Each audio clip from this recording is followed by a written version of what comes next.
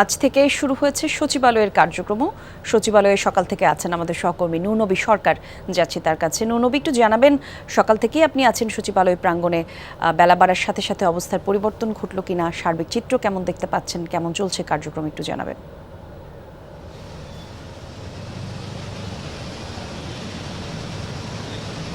সচিবালয়ে এসেছিলেন অনেক কর্মকর্তা কর্মচারী, এখন সবাই হুড়মুড় করে বেরিয়ে যাচ্ছেন, কারণ সচিবালয়ে একটা গুজব ছড়িয়ে গেছে যে কিছুক্ষণের মধ্যে আগুন দেওয়া হবে। এই কারণে আমি যদি আপনাকে ছবিগুলো দেখুন, যে যেভাবে পারছে বেরিয়ে যাচ্ছে। সাধারণ ছুটি ঘোষণা করেছে, কে করেছে কেউ কিছু জানে না। আপনারা কেন বেরিয়ে যাচ্ছেন?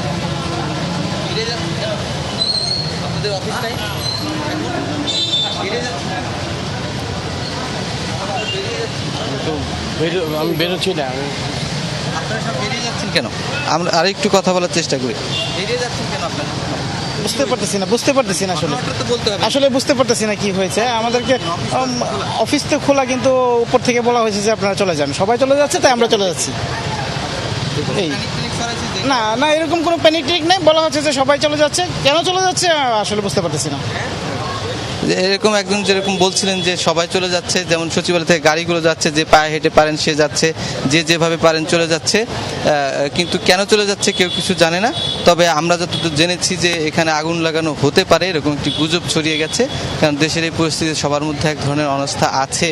তারা বলছেন, মানে সব নিরাপত্তা শঙ্কার কথা তারা বলছেন, এই কারণে এখানে এরকম প্যানিক তৈরি হয়েছে। সব কিছু মিলিয়ে সচিবালয় আজকে শুরু হয়েছিল, কালকে সরকারি যে ঘোষণার পরে এখন সবাই আবার চলে যাচ্ছেন।